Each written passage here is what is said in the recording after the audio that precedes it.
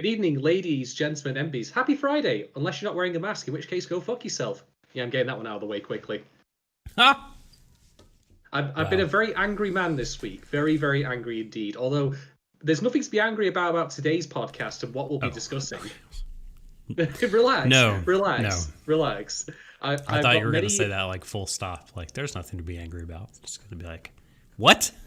No, they're just not about this particular show that we're going to be discussing today. But I'd also like to very much welcome you to our inaugural episode of Deshou the Third, the name that we totally didn't come up with because we got, cold cocked by a different podcast entirely. Apologies to the Third Impact podcast. We should have called it Rule of Threes or something. I don't fucking know. Rule of Threes is fun. We're committed at this point, but yes, this is the very first time we're doing this particular podcast file, which is basically just a Control-C, Control-V of second stream, just for people who are paying us a little more money, and with slightly different criteria for what gets put for the shortlist. It's for the that's really elites, about it. For the special few out there. It's for people who have an appreciation of higher culture, which is appropriate given today's subject matter. It is the week of niche. Sort of elevated Japanese art forms. Rigid, inflexible Japanese culture. There you go. It's so great. I love that we did Barakamon and our first Rakugo show in the same week. It's a tremendous coincidence. It's all gone really well, actually. Speaking of which, yes, this is a beer stream. I apologize. So I'm just putting that out there right now. But anyway, yes, welcome to Deshou the Third. I'm Shadon, and joining me, of course, from across the pond close to is the Soul Doctor. I don't know if he's actually in that direction for people watching on the live stream. He might potentially be this way or that way. I'm not sure. Who owns a compass? Everyone, because everyone has phones. But who could be bothered to look at the compass they own? No one. Well, to be fair, given the state of the world right now, everything's going south as is, so who the fuck cares? It's true, yes. The world has become unmoored from its axis. But fam, I hope everybody out there is doing well. We love all you ladies, gentlemen, and NBs that come and support us on the Patron-only live stream. And once this comes free to air, hopefully it'll, get some VOD views. And you out there who is, watching this for free, we also love you too. No judgment here. We're cool with any kind of engagement that we get. So thanks everybody for watching. And 100%. I'm super pumped to do this. I'm pumped that a not currently airing / not new show. I mean, BNA isn't currently airing in the strictest definition of the word, but it is a new show that just came out. I'm really happy we get to do an older show. And I mean, look, this is a classic. And as much as I'm going to big it up, I'm a giant hypocrite because I haven't watched season 2, which just goes to show you, my media consumption is, so very much when I'm in it, I'm in it. It's great. I love it. And then when I moved on from something, I moved the fuck on most of the time. And then I just didn't circle back because I'm a moron. But look, Rakugo is incredible. We're going to be talking about all the ways in which it's incredible. Show Sherlock, that's got Rakio in it. That's what you're referring to, right? Oh my god, I forgot that fucking had. God damn it. Fuck, I forgot that had Rakugo in it, you bastard. I've been sitting on that. You tainted the sacred art form. I have been sitting on that ever since we started, getting ready to cover this show. Man. Just waiting to drop it on you. And yeah, the sheer unadulterated agony in your eyes right now is just chef's kiss. So no, we're not covering Kabuki Sherlock. We're actually covering Showa Genroku Rakugo Shinju, which I think I got right. I probably completely butchered it, but I think I might have it. So kudos to me for that. A show that people we'll butcher it a lot. I'm sure. I can't do it either, but that won't stop me from trying. Okay, we'll give it a go. Yeah. YOLO, why not? Fuck it, it's Friday, who cares? But this is a show that has been on my radar for a very long time. It's something that's been recommended to me pretty much once a month, ever since I first got into this business of doing Z-list anime podcasting. So I'm finally very glad to be around to doing it. And I want to give a quick shout out to one of our patrons, Dana. Boss Dana, I believe it is, who actually requested this for the request line, but we've actually bumped up to this particular podcast format to give it the full treatment, which I think is probably a wise move, given that this show is dense in a good way, a very good way. Yeah. There is a substantial amount to talk about already Dense, in just these 3 dense episodes. like I'm sorry. Fuck. I got to get my timing right. I've got to synchronize with you more. I was just going to make a dumb joke and say dense like cheesecake, not dense like, smog. The good dense. Dense like someone you know that you don't really tolerate very much. That one person you work with who, no matter how many times you tell them to do something, they just don't do it right. Sentadence is greater than decadence. Oh God. I went there. You did go there, and we're not going back from there now. That's it. You've done it.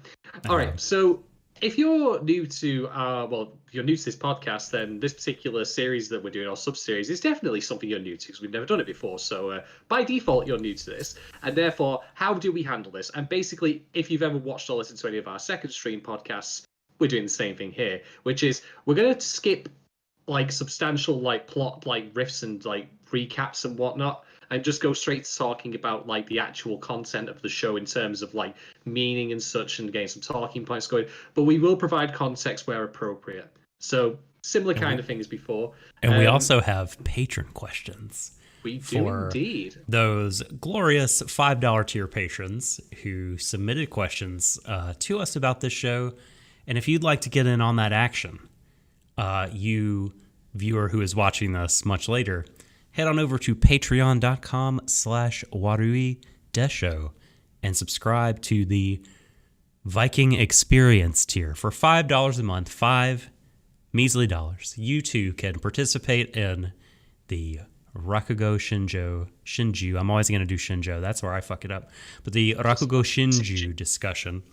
Rakio Shinji, though, that's the other thing you guys put for your name. Rack 'em up, Shinji. That's what we'll call the show. Yeah. Do the Rakio Shinji. Do the Rakugo. Yeah. So, yep, join in the fun. If you subscribe over on Patreon, you can. If not, that's also cool. Just hit us up in the comments section, later on, and we'll get back to you then. But strap in for some... I was going to say like a one-man show, one-man storytelling, but it can't be. So it's by default something different. A double Rakugo, a Baikugo, Raku2. I don't know. That's what we are. We're the Rakugoons. There you go. Yep. Yeah. Good. They said Rakugo, I said Raku don't. All that kind of... The jokes, we've gained them out of our system now. It's like...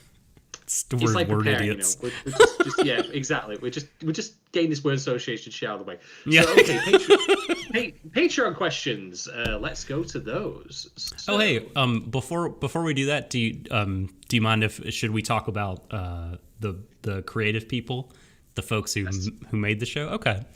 Well, for anybody who doesn't know, who's jumping into this, not watching the show, first of all, why? Second of all, so this show is like kind of a how to put this, because if I say odd duck, that has sort of negative excuse me, connotations. And it's definitely not odd duck. I think it's just not duck, isn't it? Well, it's just sort of unique in the anime space, I find. Not because it's about a sort of niche natively Japanese form of high art, but it just reminds me of like a prestige TV show, like a period piece. I don't know, something you might find on like public television. Very sort of like coming up after Downtown Abbey, descending stories, Rakugo Shinju, like that sort of thing. This is a very high quality production in terms of the writing and the cinematography and characterization, but it didn't come from nowhere. Nothing materializes out of the ether. People made it. Are you meaning to tell me that someone didn't literally burst into the studio's offices and start yelling for them to animate some Rakugo, and kept doing it until they actually finally allowed it to happen? That is not, in fact, what happened. I'm sorry. Oh, God. I've ruined the fantasy. No, but Boo. people worked hard on this. And before they worked hard on animating it, it was a manga. Yes. Surprise. That's true. This was a manga by Kumoto Haruko that ran from 2010 March to June 2016. So basically, as this first season of the anime, either right before it started, I can't remember which season it aired, but anyway, right around the time it became a thing, the manga was wrapping up and or had just ended. And it got published in a book called Itan, which is like, I couldn't find information on that listed all the demographics, but I believe it's a josei publication, if not in whole, then in part. And the josei stuff is stuff targeting older women. So, like, when I say older, I mean older than like teenage. Like, I think, probably young women would have been the right thing to say there rather than older women, which is women. Recover, Doc. Recover. You got this. Targeting. I can't. I'm too deep. But josei stuff, like, I find that it's actually, like, compared to like shonen, shoujo, or even like seinen stuff, that gets adapted. I feel like this is just an eye test thing. I don't have any data, but what comes across my radar, like, josei is like the rarest stuff that we get. I mean, there's some high profile stuff that's been made, but I don't recall, like, it's not like, churning out the josei as usual this season or anything like that.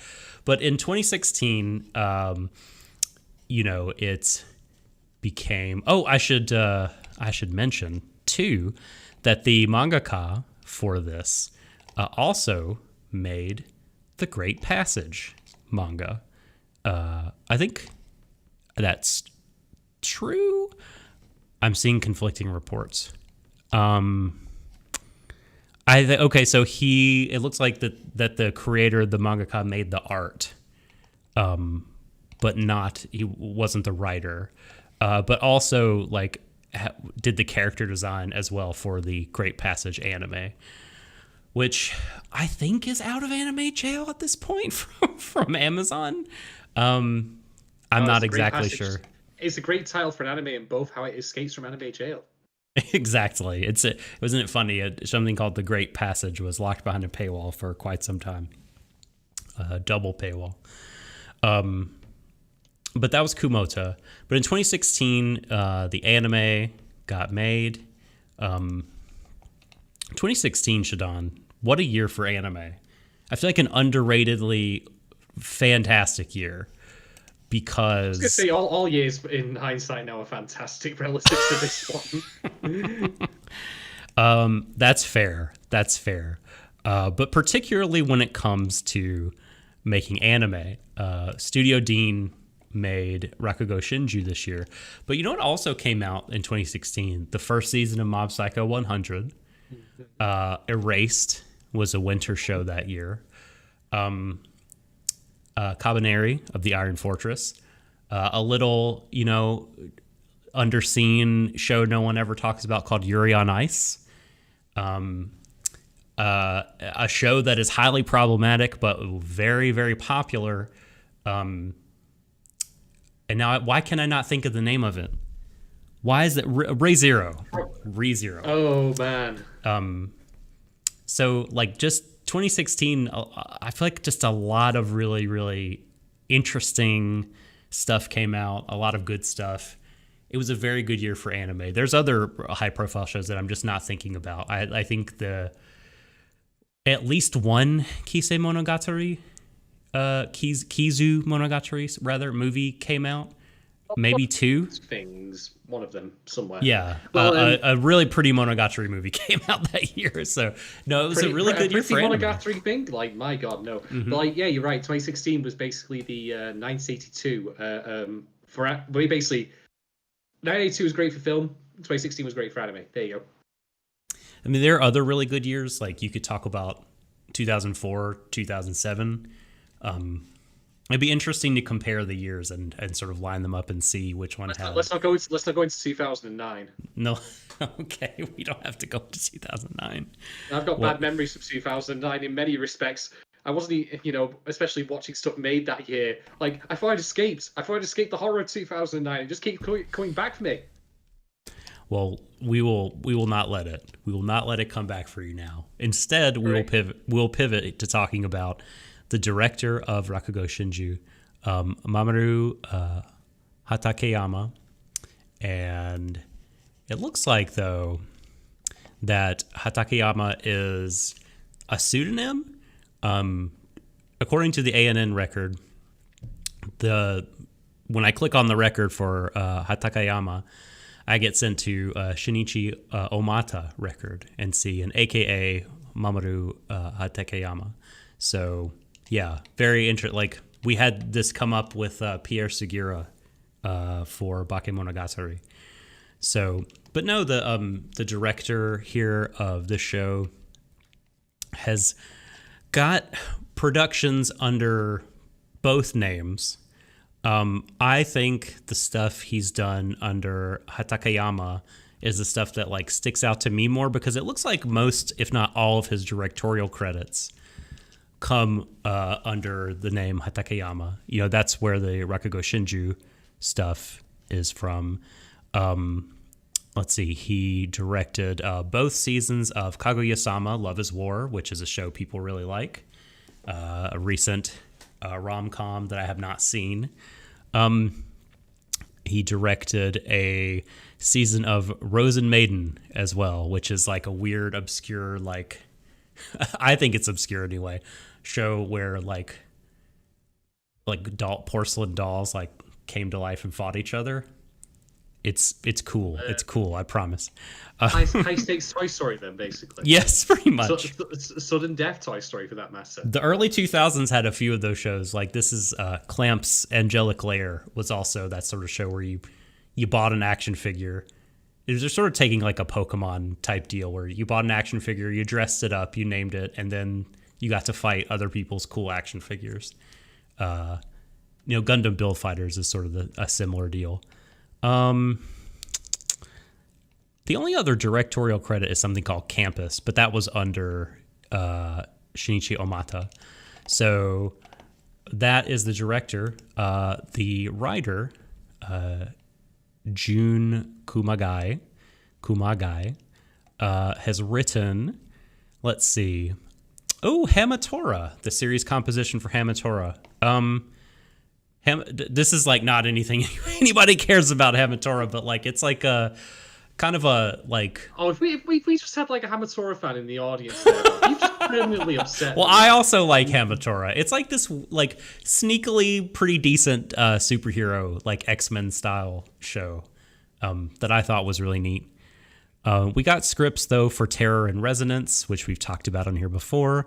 Of course, Rakugo.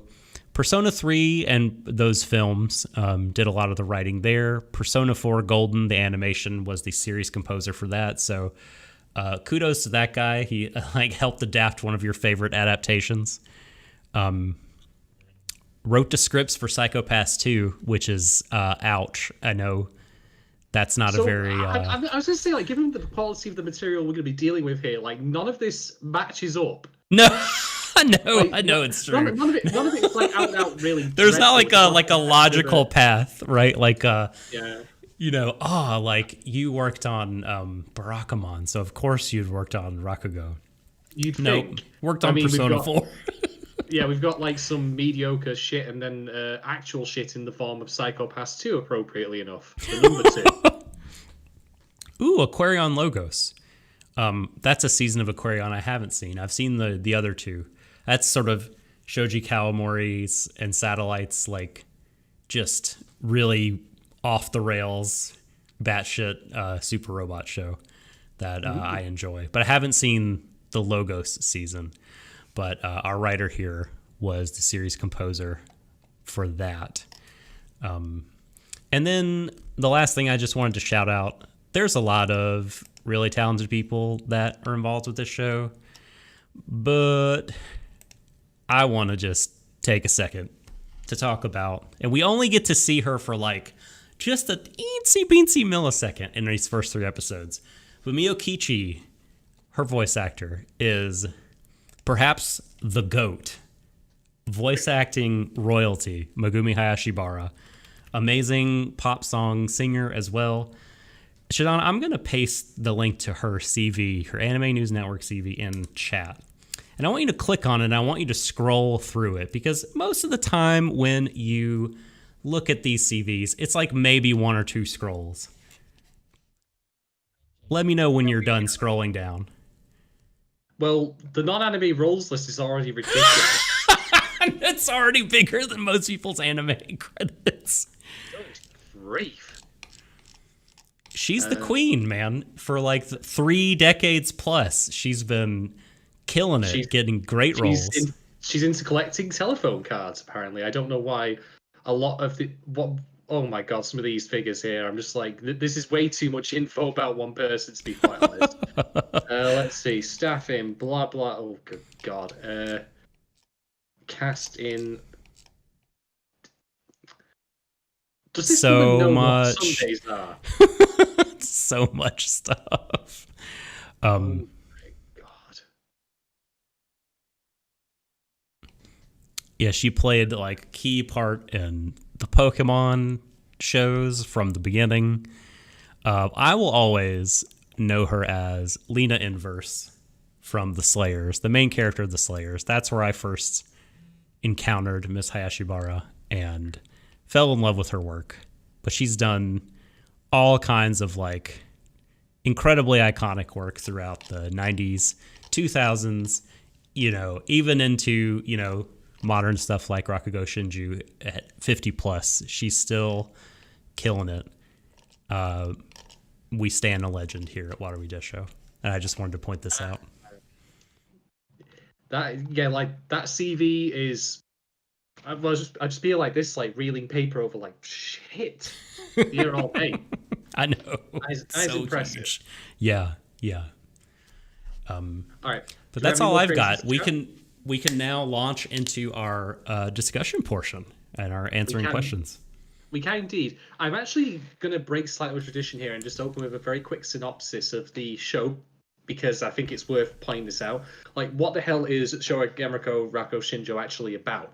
Well, it's not about a transphobic detective, so it's already better than that. Hey. I mean, that's the lowest of like low bars to clear here, folks, but at least it's done that. No, basically, it is, I suppose, the life story of a Rakugo master, really. But the first episode, you might think to yourself that, oh, it's just going to be about, like, this dork being trained by a Rakugo master. And in the strictest sense, it is about a dork, or 2 dorks rather, being trained by a Rakugo master, but more about people in the past. Which I actually really like as a bait and switch, because for a couple of reasons I'll get into later, but like just that really is just the premise. Like, it is the life and times of a man, like, growing up through pre and then current and then post-war Japan, at least from the very first 3 episodes, that is, trying to hone his craft with Rakugo, trying to learn maybe even like a bit more about himself. I mean, certainly there are some revelations about himself that he comes to, and also a mystery about, he's, adopted his colleague's daughter, because his colleague in Rakugo, like his fellow master, had died at some point in the past, and she claims in no uncertain terms that he killed him, which I don't know how that happened, because, like, well, it would be like, Mr. Burns winning a fight against Muhammad Ali, But I mean, no disrespect, it just seems unlikely. So we have a central mystery, but it's up to our Rakugo master here, whose name early in life is Bon, but we're going to call him Yakumo, because that is actually his title. Can we call him Kiku Hiko? Or is it, Kiku Hiku, or just Kiku for short? Well, I have Mal open, actually, so it is Kiku Hiko. It is. There's an O at the end. Why? I get so confused. Sorry, but Kiku. Yes, I think that is like his name as opposed to like the Yakumo title. I feel like that would be the right way to go. Is Kiku, and but I can't. But having said that, I can't remember the name he's given by the 7th generation Yakumo. By he, not Kiku, but his friend, the name that his friend is given. I remember Shin, and I remember the name he takes later, Sukaroku. But fuck me, I just do not remember the name that starts with an H. Hamatora. Let's just call him Hamatora. Hatsutaro. Okay. I'll try to remember that. I might like revert to calling them Shin and Bon because they're one syllable names. You know, we'll work with it basically. They've got enough names to go around, we'll at least get one of them right. I think we will know what each other mean, which is the most important thing. Yeah. I have to say, though, like, I'm immensely disappointed in this show for one reason and one reason alone, which is that Kikiko does not have a sword cane. Well, not that you know of yet. He better bloody, like, there are 9 episodes to go. There better be a bloody sword cane. I don't ask for much. That's all I'm saying. All right. So, Patron questions then after I gave that, probably only half-filled, like, summary, but really, like, the show opens with like a gentleman being released from prison named Yakuno, I think his name is, and he wants to apprentice himself at Kikiko's feet as a Rakugo performer, and that leads into him meeting, God, what was her name again? Konatsu, the daughter I mentioned before, who he adopted, and that's how this all kind of comes about. We'll come back to that in a bit, but for the moment, let's get on to the Patron questions. So, first couple of questions come from Kate Rose and go something like this. Why do you think Sukaroku's daughter, which would be Konatsu, isn't trying to take the stage in memory of her father and instead trains a Kyoji, who is the criminal released from prison? Well, I think it's a pretty easy one. I think it's basically, as I understand, like, I'm going to answer this question, but I'm also going to point out something that we're going to discuss later, which is how this show approaches introducing us as an audience to the world of Rakugo. Because... like, this is like we mentioned in our as of yet unreleased Barakamon pod. There are rules and expectations and such surrounding these Japanese arts that we as Westerners are not privy to. But that being said, you know, are we meant to be privy to them necessarily going in? Is it meant for a Japanese audience who would know, like, this is the kind of stuff I'm just putting into your mind, Moan? But to answer that, my understanding is at the time that this show is set, which I think is in the late 80s, I believe. That would be my, like, at least in the opening episode. We'll go with that. That's perfectly fine. The present day, if you want to call it that.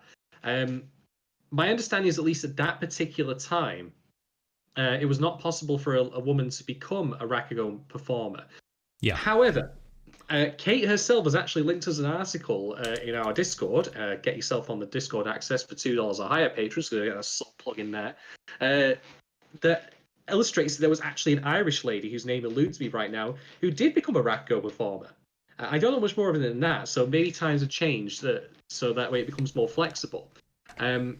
But there has been a lot of history, typically, of Japan, like, you know, doing, as I understand it, like, you know, where gender roles are either very strict or they do swap things around a little bit, like where they have, like, men play women, for example, in certain performances.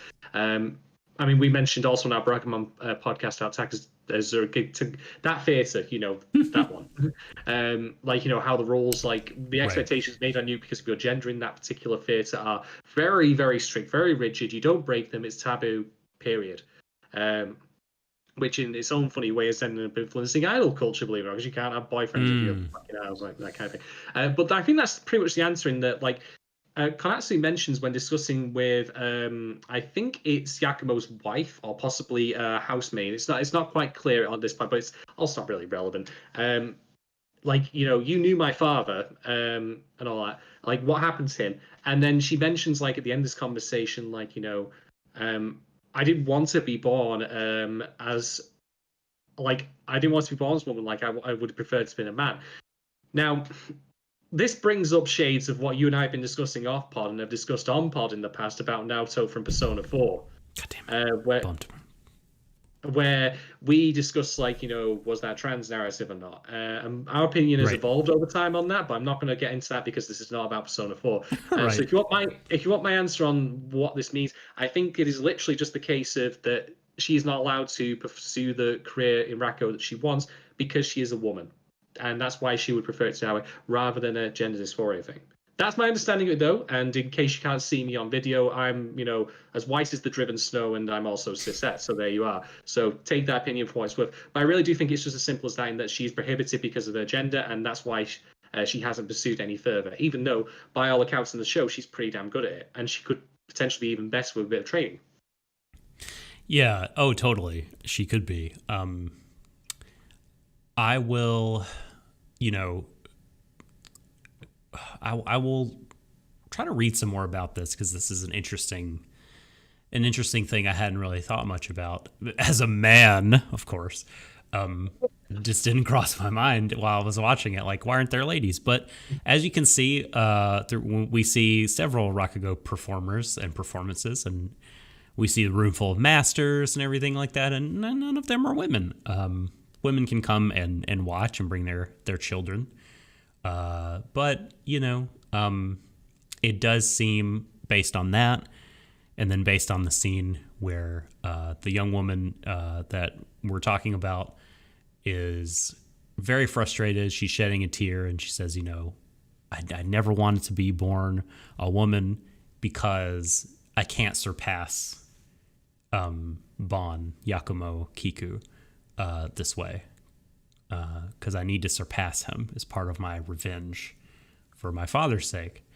And also, I think that, we're sort of assuming things based on circumstantial evidence, but based on what we know of Japanese culture, especially back when the show is set in like the 80s, society, I should say, rather than culture, Japan is a deeply sexist country and society, especially compared to our own kinds of standards and ways of looking at it. So the fact that women would be barred from certain artistic professions outright, rather than the way that they're barred from things here, like, being CEOs or like STEM, by like these sort of indirect soft measures.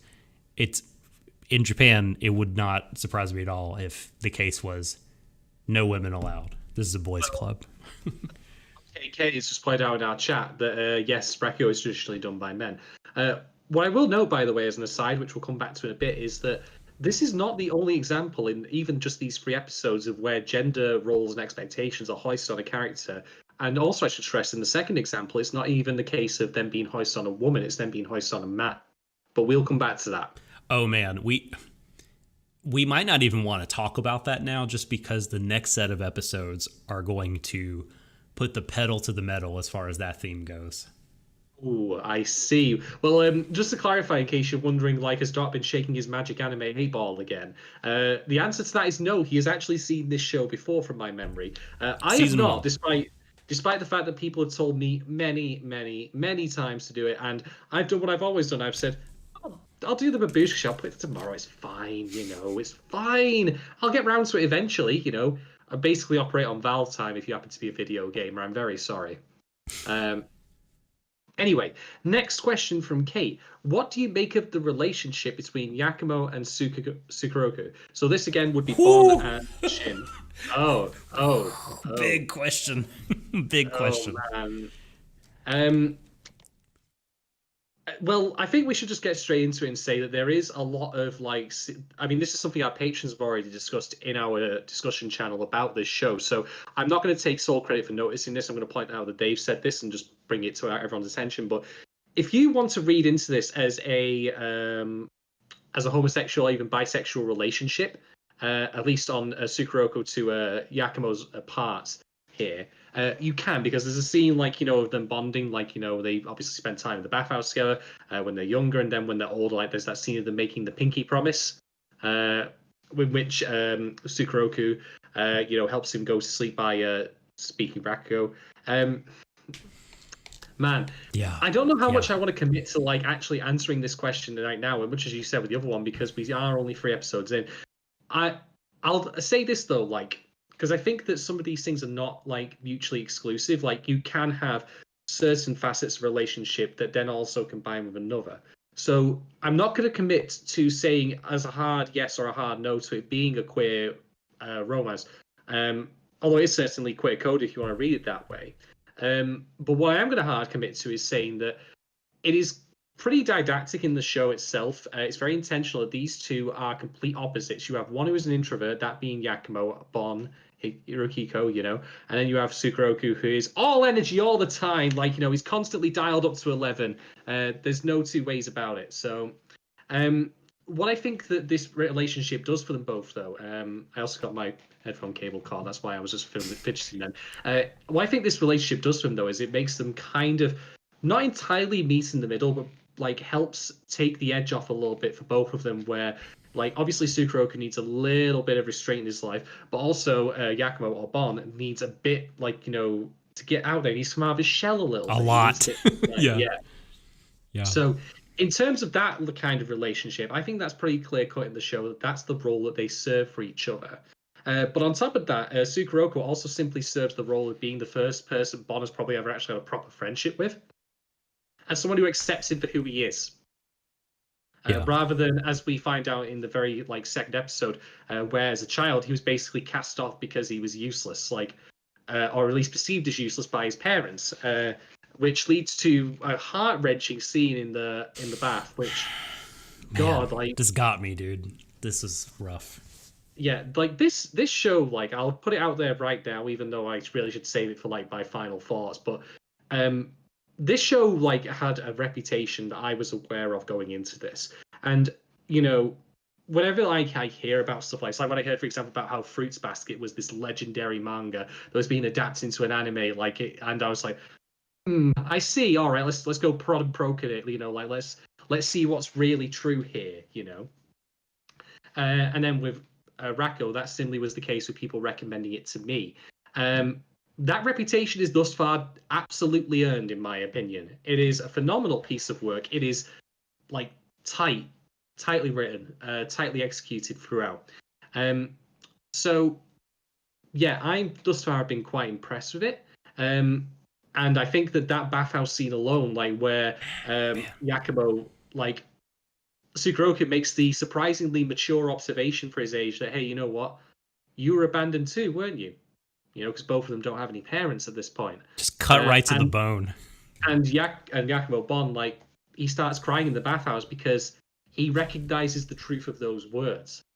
It's a deeply powerful moment, but that's why also Sukeroku is a very three-dimensional character we've now at the gate, because the thing about extroverted characters like him is that they can be all that all the time with no shades, no chance to dial them down from 11 to something a bit more reasonable, but he has those moments of insight.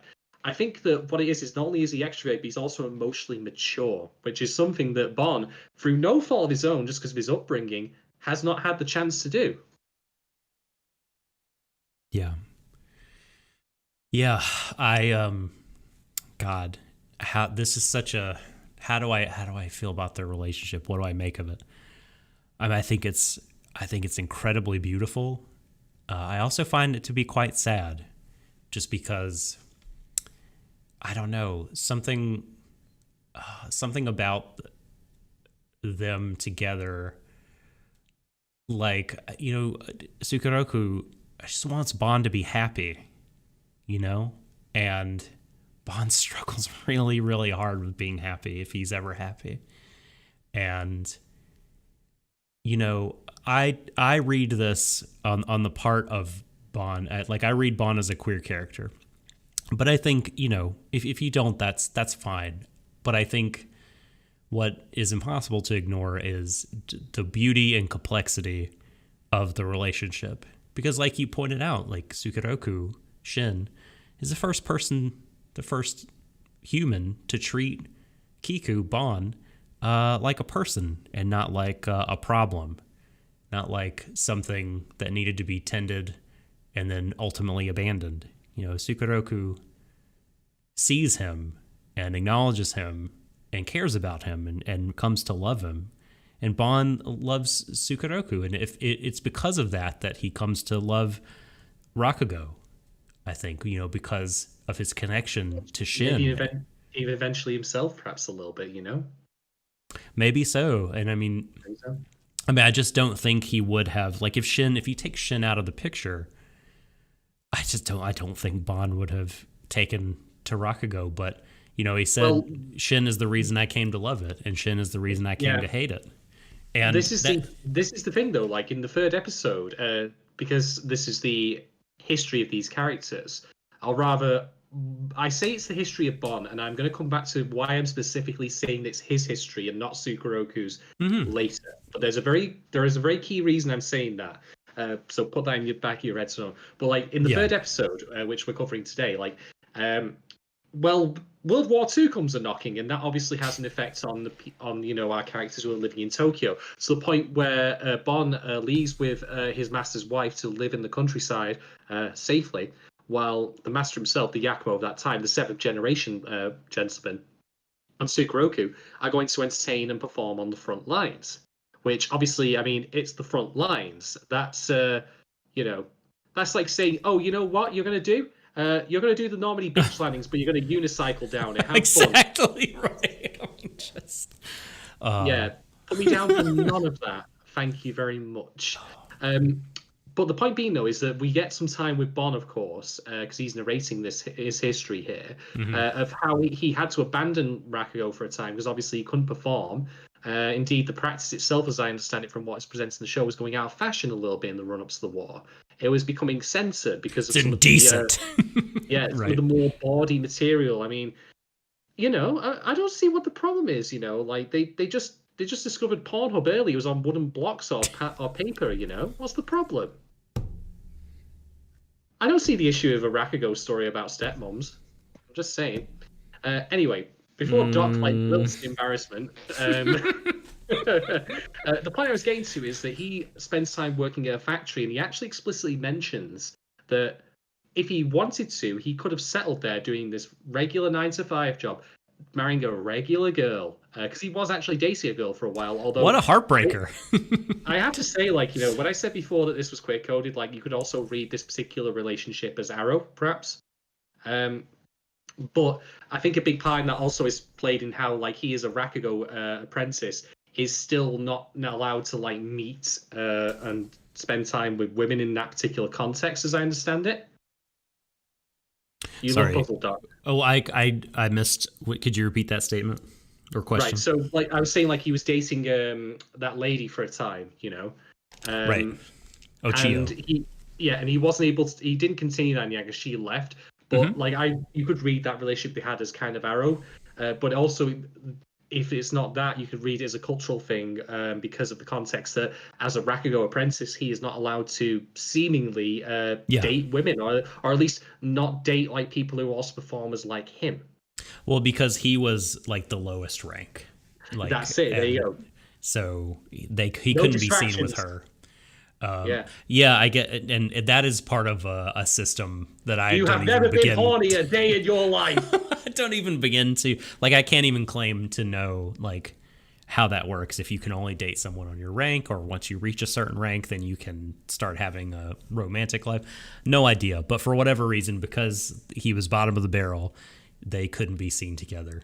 And he starts dating Ochio because he was curious what women were like, which is very interesting, right? But then he says he sort of fell for her in a way, because he's like, well, she was honest and charming and she was cool, but then she had to leave because of the war. Well, he had no baseline though, so that makes sense as well. Like, he's not really interacting with any women apart from his mother, who basically said, all right, son, I'm not going to do you the dignity of putting you in a basket, like, or giving you anything to take with you. You're just going to go and apprentice this dude, and bye. Yeah, I mean, you brought up the whole gender sort of expectations and traditional roles. I mean, his life is sort of defined by that from the get-go in a way, right? Because the reason he's put on the doorstep of the Rakugo master and apprenticed him is because, he was being raised by a geisha, and I believe his mom is a geisha, and he was a dancer, but he had some sort of leg injury that they don't get into the specifics about, but he can't dance anymore. So it's like, well, what good is this boy in this world of geisha, right? Well, the thing is, they even mentioned specifically that they weren't interested in dancing prior to that point as a boy geisha anyway. Sure, yes, yes. And then the leg injury just sealed the deal. Like, so I get the impression that they were humoring him up until that point, and now he can't even do it anymore. The leg injury, like, I want to mention something that I that just really shows how amazingly well constructed this show is and how rich in detail it is. Now, I mentioned before about how these two characters, Sukeroku and Kirihiko Bon, are like opposites of each other. They are, fire and ice, oil and water, blah, blah, blah. You can insert your own metaphor here. But the very first time we see the both of them in the episode 2 ongoing flashback narrative, they are defined by mobility. Bon himself is shown very explicitly to be a cripple. He has, the cane. He's less able. He's not able to walk very well. He's a disabled person. yeah. Whereas Sukeroku, like, the first thing we see of him is him running at high speed and jumping around. Like, that's completely, like, it's like prominent in the camera work and the storyboarding, but it's not something that's explicitly mentioned by the characters themselves. And indeed, like, if Bon ever had any jealousy of that, that's not apparent thus far in the show. It might be something later, I don't know. But that's still a contrast point that is sold through the visuals. And it's from the moment we meet the younger versions of these characters, from the second that they appear on screen. That's how, like, dense with detail this show is, where even from that starting moment, from the moment the gun is sounded, there are contrasts being made between the two. They won't explicitly call out, but will nonetheless be something that you can spot if you're paying attention. And yeah, that's a really great observation. I just also wanted to say that I think Kiku is he's a really fascinating chap, and I'm very glad that we're gonna have this chance to sort of study his character and see his life play out, because we hear from the daughter of Sukeroku in the beginning, like, okay, you killed him, and then we get to the point where we are in the story now. I mean, how is that possible, right? How can we even foresee this happening? Because they love each other, but we know what Sukeroku doesn't know, because we are privy to Bon's inner life, and we know that because of how he feels about himself and his self-esteem issues and all sorts of other things, he also hates Sukeroku, because Sukeroku doesn't fit what he sees as like apprentice material right from the off. And yet he is just a prodigy at Rakugo, an absolute natural, and quickly surpasses Bon. And Bon is struggling. He has to go to school. Sukeroku gets to stay home and practice. And it eats away at him that this guy is better than him. But also at the same time, he sees Bon as a person. So Bon, like, feels caring towards him. It's this really, like, fascinating kind of relationship. It's two things held in tension with each other, which is, as you say, that Bon is the only person who has given him... Sukeroku is the only person who's given Bon, like, genuine warmth and affection pretty much probably for his entire life, I would say. Maybe with the exception of the 7th generation Rakugo master, but that always is going to be framed as a teacher-student thing and not as necessarily a friend thing. Like, there's always going to be that level of professionalism.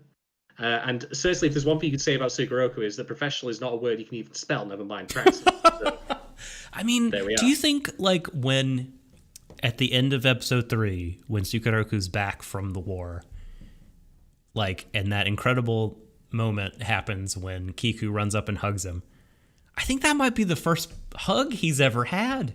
And he's like a 20-year-old man. Wow. Absolutely. The second thing I mentioned that was in tension with, though, is like, so obviously you have this, like, emotional connection where this person has treated me well. But on the other hand, like, how would you feel? Like, I mean, sure, maybe some of you actually in the audience have felt this, where you go through school and you work your fucking ass off. You work so hard. You struggle, you toil, you sweat. And then 1 aisle over, there's this little dipshit who is giggling his way through class. And yet, when the test scores and such come back, it turns out he's done better than you. It's effortless. That's whereas yours is effort, like yours is hard work. For them, it's just, I'm going to glide right through. And that's what Sukeroku does. He just glides through it. And that's no clearer than the first Rakugo performances, which in themselves, by the way, I want to save this for a talking point later, but like the Rakugo performances in this show are a technical and they're so good. They are a tour de force of execution. Man, they are so good. They are phenomenally great, but I will not gush about them just yet. You're gonna have to wait a Okay. little bit. Yeah. All right. Do you have anything else to add about the relationship, or should we move on to our next Patreon question? I mean, we could probably talk about this for ages, so we should move on. I'm sure we'll sprinkle in other details all throughout this series. We're gonna revisit. Well, the thing is, we're gonna revisit that, aren't we? So absolutely. The final question. What do you think provokes Yakumo to take on Kyoji as an apprentice, even though he had previously refused to do so? I think that the parallel between Kyoji and Sukeroku. Okay, that's the person. Okay, I was like, who? Yeah, But yeah, Kyoji, right. Kyoji's the present-day criminal chap who is not actually the main character of the series. No, no. But I think that the show makes it clear, in fact, it says as much like that he's the spitting image of Sukeroku, who, not his literal ghost, but his memory still haunts Bon, Yakumo, Kiriko, So I think that you could obviously make a point that, hey, he's doing it because he feels like, I saw someone just like him, be given the chance to prove themselves, and they did. So I shouldn't write them off just because he's literally coming from a place of lowliness, in which case he's just a freshly released criminal. So that's one thing. But I think the other thing as well is there's a scene of younger Bon when Sukeroku first introduced himself to the Seventh Generation Master, and the Master has a very specific line, which is, "No one can doubt something like this of, we're not getting past your sincerity, are we?" or something to that effect. Right, his confidence or whatever. His your brazen overconfidence. Yeah. That's what it is. Yeah. And I think that that's a similar thing that happens when Yakuro actually prostrates himself before Bon in the carriage in the snow. Because to give context, the reason this happens is that, yes, Bon takes him in initially, but then Yakuno makes probably one of the worst faux pas I can think of, short of setting the entire theatre on fire, which was that he falls asleep and starts snoring during the middle of his master's performance. The person he has said at length that he admires like they were a god walking among us. That hurts me, man. And it's also because, I don't even think Yotaro realizes it, but the reason I didn't sort of read this scene in this manner I'm about to talk about the first time I watched it. But this time, I feel like the reason he's put right to sleep is because he is so invested and just in the moment, and he's just feeling the story so deeply. Because the part that Kiku is talking about in the story is someone coming inside from the cold and getting warmed up by a fire. And the smoke comforting, and you're sipping the warm eggnog, and I feel so at peace. And it's that puts him to sleep. I feel like he's just feeling all his master's words so deeply. And maybe he's a little tired, it's been a long day, but that is sort of puts him to sleep because, that's just how he's experiencing the story, and he's punished for that because Yakumo, the 8th generation Yakumo here, Kiku, does not understand that. I don't think Yotaro understands that. And also, Kiku is super sensitive about this kind of thing because we see early on his Rakugo is fucking boring. So... Hello there, I am going to read a story to you. Let us read the story. This person left the house and they went down the street. They passed round the streets and said hello to their fellow man. It was a very sunny day. We'll call the red babies red babies. The white babies white babies. Well, if I may expand on your point about how he felt comfortable, one thing to note as well is the historic context between the two of them. In the Bon actually performed Rakugo for Yakuno and his fellow prisoners while he was actually in prison. And that was an inspiring light for him. So maybe that's the source of comfort in itself that hey, I'm back in a place where I felt content, so I can it's not just being the content of the story, but also just because I'm back in a place of comfort, something I'm familiar with. I mean, totally. I think that's super plausible because we see that with Kiku Bon later too, in that he can't quit Rakugo because during the war when he's at his most anxious, reading those stories and practicing the ones, especially the ones that Sukeroku would read to him at night, brings him peace. So I think that's totally like a valid read of that scene. Absolutely. All right. Do we have anything else to add on that particular point about why they wanted to take him on? Why did he? I mean, not really. Like, I think we've covered it. yeah. I think you put it succinctly. First time for everything. Hey. All right. So this next one comes from Gogo Atomic Robot and goes a bit like this. A common issue of anime is poor pacing. Yes, absolutely. Jesus Christ. A lot of material has been covered across these three episodes, but Rakugo still manages to tell a satisfying, dynamic story and make room for at least one long Rakugo scene in each episode. What lessons could other shows take from this one? All right. The first thing I'm going to say is that when we talk about pacing, what I need to be clear on is that a show doesn't need to stick to a fast or a slow pace in its events. Rather, the pacing needs to match what you're trying to do, to the point where, like, if you're deliberately drawing things out over the course of several minutes, there's an artistic point to that. And similarly, if you're making things go by very quickly, there's an artistic point to that as well. Also, the risk you run of pacing things too fast is that you also potentially cause the audience to lose details. But the main point making is an artistic one. So this leads us to talk about the Rakugo scenes in particular, and some of these are very, very long. They are the full story, or at least if I really don't know these stories myself. Like, Rakugo is a very oral tradition, as I understand it, where it is passed down generation to generation. So it could very well be these are abridged versions of classic stories, or they could be just the actual full story told in whatever form it appears in the show. But point being, these scenes sometimes are very, very slowly paced, and they obviously don't match the pacing of the rest of the show, where we're moving around through events fairly quickly. Like, we skip, for example, like several years of their teenage life, for example, like they're young kids, and then boop, we get to the point where they're older.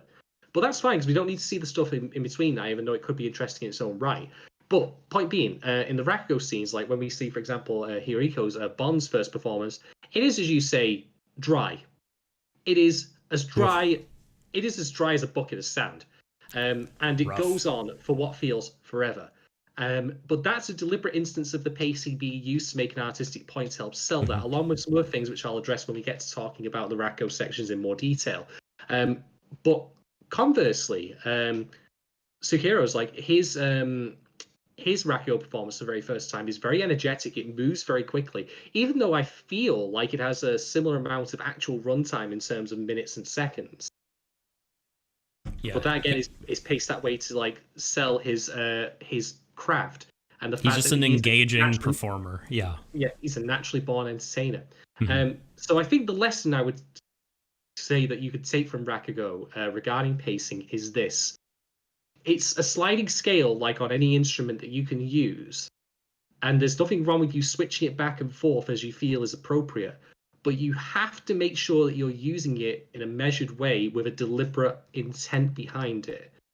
Like, if you want your show to be like, say 12 episodes about a single day, that I would argue could very well be described as a slow-paced show. But that's your artistic intent there being utilized, and that's why that's totally fine. Conversely, you could do it like where one episode is a year, and then it feels like the pace here. You see where I'm going with this, or even you mix and match in between episodes. But you need to match the pacing to what's happening in the story. This is also why there's a substantial amount of time devoted in the third episode to the middle of the war, in which we don't see Sukeroku like for a while. And why is that the case? We get so much time because it helps accentuate the feeling that we have of, is this the point where he died? Or did he never come back from the war and we don't see him until like several years later? It's trying to build up that sense of that suspense for you there. So that's why that slow pacing works then, why we get so much time like with Bond like living his regular life, which has nothing to do with Rakugo really. But that's the intent behind it. So yeah, use it deliberately like you would any other narrative tool and match it to the material you're trying to cover and also for the effect that you're trying to create.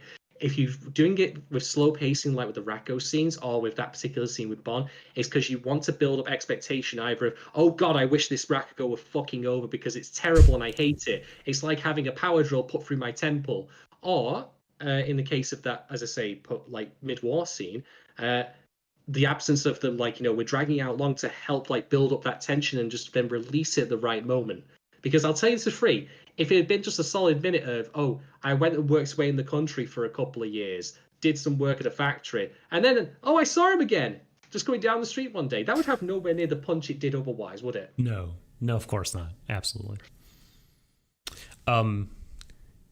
Yeah, I mean, this show is a real joy to watch, isn't it? Like, in terms of the pacing and how, like Rakugo performers that are at the top of their craft, just how engaging it is and how watchable and how much you get drawn into it. Like, I never found myself, even during the double-length premiere, looking at the episode time and thinking, oh boy, this is going on for a while. Like, I was just so wrapped up in it, to the point that Shadon, like, in the third episode, when Sukeroku is missing, like, in a lot of shows, what I would be thinking is, well, we know he's fine because we see his daughter in the first episode and he ain't had the kid yet, so he's going to come back. No, totally. I was just in it, in the moment, with Kiku and his master's wife, and just like, what's happened to him? When's he going to come back? Like, what in the world? What's going on? These poor people. Like, it like, I'm hanging on every word again as if I was watching a stage performance, like a Rakugo show. And, to that point, like you brought up the Rakugo scene specifically, and I know we'll talk about those in more detail, but I just want to say, how freaking cool is it that in a show that is about, it's about these people, but Rakugo is a huge part of it too, and kind of telling the world about this really interesting form of Japanese art.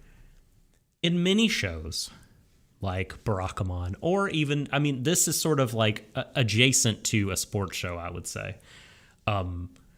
In shows about baseball or soccer or whatever, fencing, we get these vertical slices of those competitive experiences, of those games, of those shows or paintings. We get to see parts of the creative process, or we get to see parts of the result. We don't usually, to my mind, get to see entire games, entire works from start to finish. But with this show about Rakugo, we get to see real Rakugo, just animated before us and come to life with the aid of the camera. But like, we get to see not a part of a Rakugo performance, not some abridged adjacent thing that we like, okay, I get the idea. We get multiple full-on Rakugo stories performed for us, and that's cool as shit. Not about embarrassing people in the name of stroking your own ego. Refreshing, isn't it, when that happens? And like, no, and about the pacing specifically, like, I will admit that this is one of those things that I feel like when I see a show that's paced well or poorly, I can be like, oh, that's good or that's bad. But like, how to construct a thing to make it such, like, I just go with Shadon's answer. The most I can say is, like, it probably helps if you have planned your story out from beginning to end, so that crazy, I know. You know how much time you'd like to give different elements of it. You know what's funny? Now that you mention it, as a counterexample, let's revisit last season's second stream show, Yesei wo Tate. Because you and I remember our thoughts about the final episode and how it suddenly seemed to go on like quadruple fast forward. It's such a sprint. It was disorienting. Yeah. And very unsatisfying, that last one, yeah. Just to revisit that very briefly, like, we jumped from the breakup of the two lead characters, well, at least our two of the lead characters, to a scene later where, oh, I'm now going to meet another one and like apologize to him, even though in real time, like in the show, only mere minutes had passed, but it didn't feel like relative, like that there a lot of time had passed in universe, even though it clearly also had. And that's where the pacing doesn't align with the actual writing. So yeah, for a combination of actual like time spent on the animation versus like what you choose to show, you need to kind of align that to like what's required for the scene in question. Mhm. And I think that it does. I think it does give appropriate time, like in that mid-war scene of like at the factory and stuff, where we have enough time with Bon to not only, as I say, wonder what's happened to Sukuroga, but also then question, is he going to remain there? Like, obviously not forever, because we do know he becomes a Rakio master, but like, is the war going to be the end of the war going to be the cut-off point in which he leaves, or is he going to continue on for a couple of years after that? That's the open question there. Yeah. But as you say, though, I think you also nailed on the head by saying planning the whole thing ahead of time, take note, anime studios, is key. It's you can definitely tell, I feel like, most of the time when a story has been plotted out fully and they understand that they've been gifted with these 13 episodes or however long and need to use each one to its fullest, and shows that are like, either waiting on material to be finished or just kind of flying by the seat of their pants. Sometimes that can work out in good ways, but that's, I think, the rare exception. But all right, next question. This is the final one. This comes from OKK and goes something like this. Even as a non-Japanese speaker, and yeah, like I still don't even know like the words "not guilty," so I'm not going over to Japan anytime soon. Guilty Janai, I think. Oh God, I'm just be there yelling over and over while they take me away. But anyway, are you still able to pick up on the differences in the voice acting between the different Rakugo performances, such as when Yakumo performed badly during the flashback? That, of course, being Hirokisu. Sorry, I'm getting his name, so Bon. And could you hear that it was stiff compared to what you'd heard previously? So, okay, one thing I want to get out of the gate right now is Yakumo's voice actor is Akira Ishida, according to my anime list. And if my anime list is to be believed, maybe. It did have that. It did have that Nazi problem once, so maybe not. Yeah, right. Oh boy. The well, I'll put it this way: I feel like the data's mostly good. That's at least something. Yeah. Akira Ishida-san. I might have that the wrong way around actually, because I'm terrible with these names. I apologize. No, it is Ishida-san. Sorry. Like he voices both like present day Yakumo and adult. Like on like early adult Bon as well, like not Kid Bon. Kid Bon is voiced by an actual different Seiyu. So on that front alone, Akira does a phenomenal job, because not only can you tell like from this transition between the double length episode 1 to episode 2 that there's a lot more confidence in the older Bon's voice, like to the point where he's actually very acerbic towards Konatsu and Yotaro, which he clearly wouldn't have been when he was younger necessarily. At least not necessarily in talking out loud. But also in the Rakugo performance itself, like when I gave that example before of, hi, I'm talking about Rakugo, this is great, isn't it? Like that's not too far from the truth, to be quite honest, of how that performance came across. Right. But then, of course, we have the modern day performance he does, where he is incredibly expressive. Like he's going for all these different tones. He acts, dare I say. Yes. And it's amazing to me that this actor has such range that they can do both the young and old versions of the character, while also then like going one step further by showing like the levels of confidence. Now, I mean, obviously voices change over time anyway. Like when you get older, you get more gruff and all that. But he I just also handled the cadences like both on and off the Rakugo stage really well. Because it's clear, by the way, in the performance I mentioned, not to dunk on Bond too much, but he is very clearly like nervous as all hell. He's shaking. He's a little scared, I would argue. Yeah. Sweat drops hit the cushion before he does. Mm-hmm. Yeah.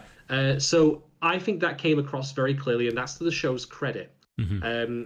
That it handles that well, like that they picks a voice actor that not only is good at their job, well, obviously voice acting is a matter of direction as well. So that the two were in alignment here and pulled this off to great effect really shows like the progression we can expect from the character, which is how this whole story is framed. Like we know where the end point is, but the journey is very interesting as a result, because we can't ourselves necessarily put together how do you get from like being the way he was then to the way he is now. Mm-hmm. Like I hate Totally. Rakio. Now I'm a master. How does that happen? How does that happen? That alone is a fascinating idea. It's so cool. Like it's so cool that like the fucking like greatest practitioner of this art when we start the story, began his relationship to it by hating it for a long time, years. It's so cool. But to answer Kay's question, and hello, Kay. I feel like we haven't seen you around very much, so thanks for popping in and asking a question. It's a good question. I think even more so than when I watched it the first time. I feel like I was able to tell, certainly not based on like any, if there were sort of vocabulary or syntax differences based on like how the character in episode 3, even when he's a young man or early on when he's, the 8th generation master, the words or sentence structure they use compared to the younger one, there probably isn't a difference because they memorize these stories, it seems, word for word. So it probably is all tone, if I had to guess. And like you said, the tone is so different. And I think, even if you didn't kind of pick up on that, like the body language and the way the audience is reacting and things like that they show, like they give you enough context clues for you to be like, okay, he's drowning, or oh, he's doing really well. He's making them laugh, or like, well, he's got them in the palm of his hand, But this time, yeah, I mean, I think it was pretty clear to me and Shadon that like, as when Kiku is doing his first ever performance, his tone is very flat. He does not change his voice at all or mannerisms or anything when he changes characters. So it all is difficult for the audience to follow the progression of character changes. He's not a lot of expression. Whereas, contrasted with Sukeroku, who's like just super expressive and vibrant. Whereas, again, Bon is very flat. So, it's not lifeless, though, I should stress. There are moments where you can see, like, him doing the little bug-eyed expression, for example.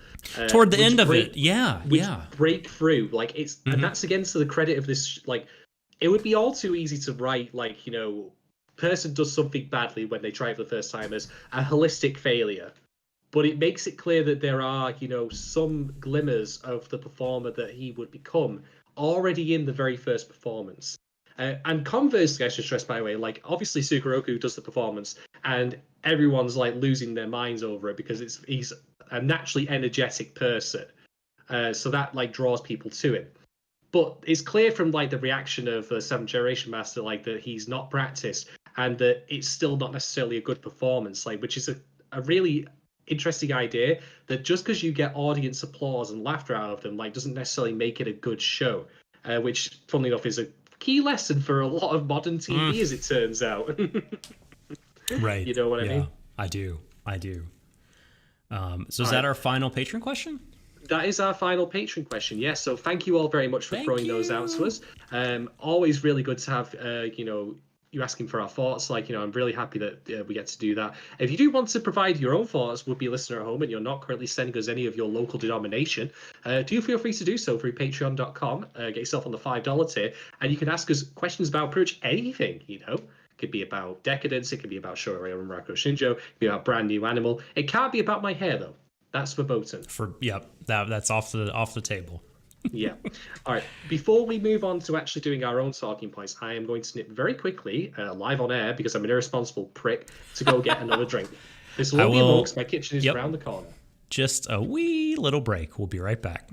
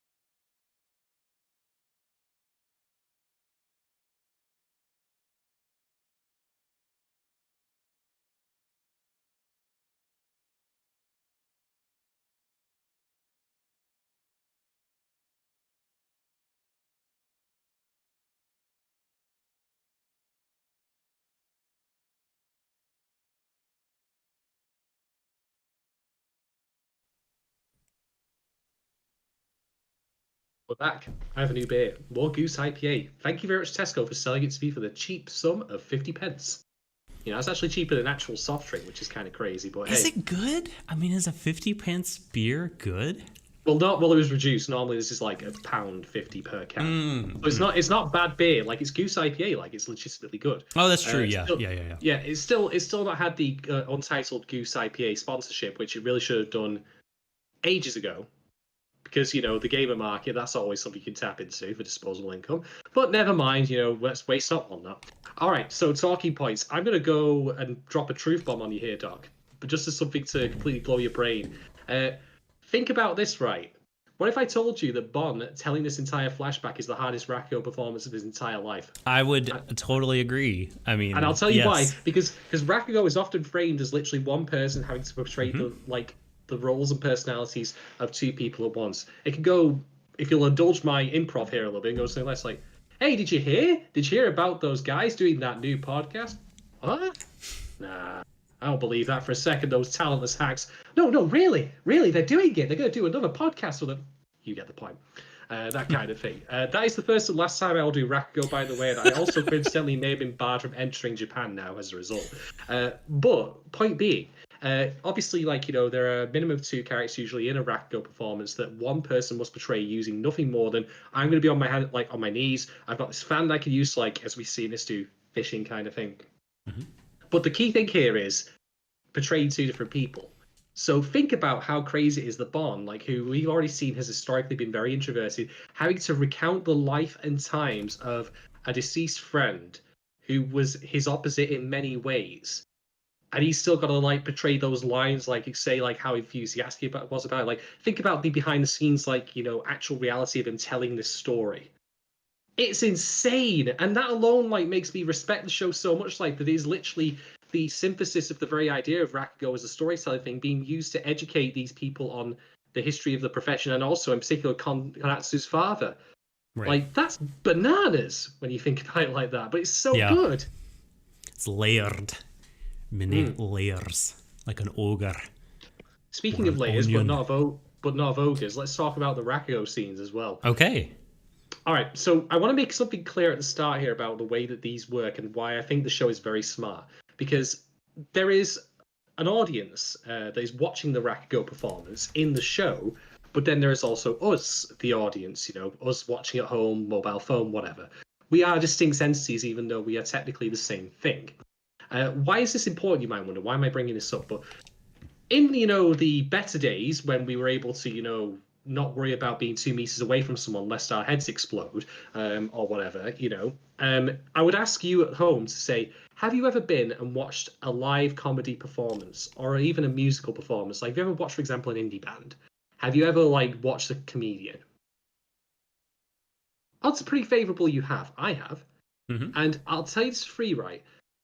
When you're in the same room as many other people listening to someone perform, there's a certain weight on the air, like for, you know, that settles like a rock, like, you know, like you're drowning if a joke falls flat.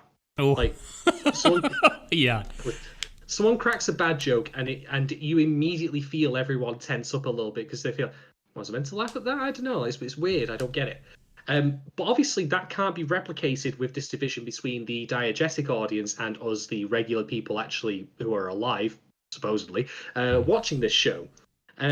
So I want to talk about the ways in which the show actually uses camera movements and also music and audio to really, really sell Rakugo to you in a way that, like, because I think they recognize there is a limitation inherent to doing it this way because you can't physically be there to watch it.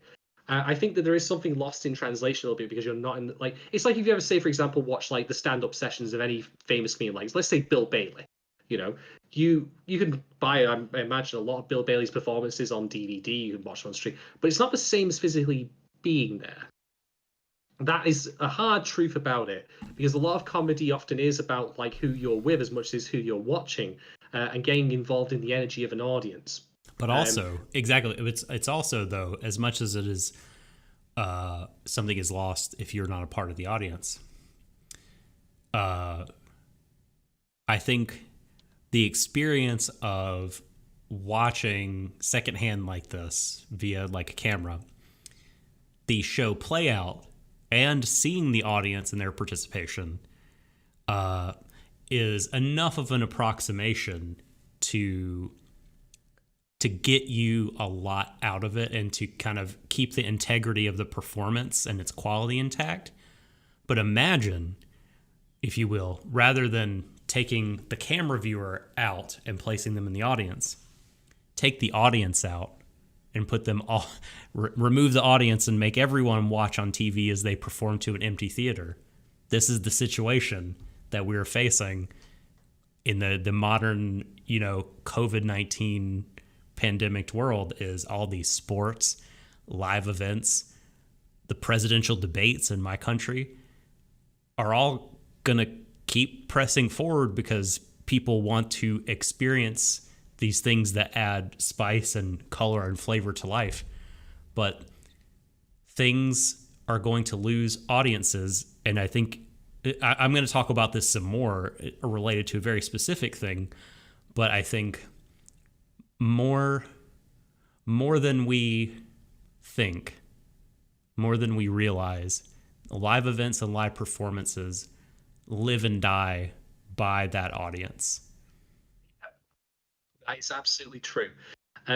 So why am I bringing up this division, this dichotomy, and why am I saying that I think the show is very smart about it? Because, first off, we need to talk about how these scenes are shot and storyboarded. And holy shit, they have done everything right with this. I mean, just by the comparison point of Sukeroku versus Bond's performances, like their inaugural debuts, like, I'm going to try and demonstrate this via webcam. So I apologize to people who might be listening. I apologize to people listening to this, like, on podcast form. Imagine, like, I'm posing for an E-fit or, like, a lineup on a police stage. Hopefully that doesn't actually happen. But, like, a lot of the way that Bond's, first performance is filmed is that he is dead on, like that. Yep. There is no, like, looking him to the left. There's looking him to the right. Cuts. Hardly any cuts. There are some, and a those few. actually tie into the moments I mentioned where we see, like, it come through.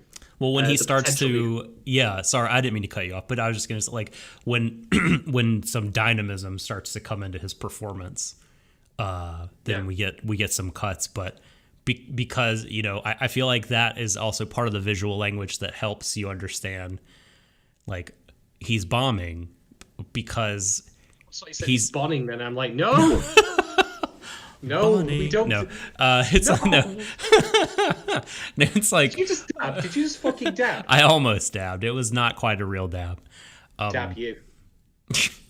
God damn it. So because he doesn't change tone, like that contrast to Sukeroku you're talking about is so cool, because, like, as he changes tones and characters, like, these, you get cuts to different angles, but we stay dead center with Bond with no cuts, and because he doesn't change tone. Those two things, like, support each other to, like, communicate to you both orally and visually. Like, he's just giving a very dry, monotone Rakugo performance here. Ooh. Sorry, I didn't mean to steal your thunder. No, it's fine. Like, I mean, there are, like, many films out there where it's pointed out that the camera work is terrible. I won't name any offhand sorts of boys step by listing them, but the point is, like, they are bad because they are not being used with artistic intent to be bad.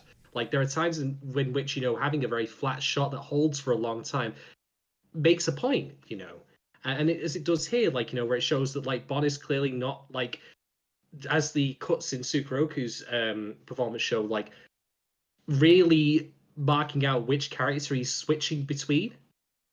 Like when Sukeroku comes on, there's a lot of cuts that show, like, that they often seem like done almost kind of shot reverse shot kind of thing, where we cut from facing left, facing right, and then you immediately recognize through the meaning of these cuts with the actual dialogue that he's switching characters, even though he's not mentioning names.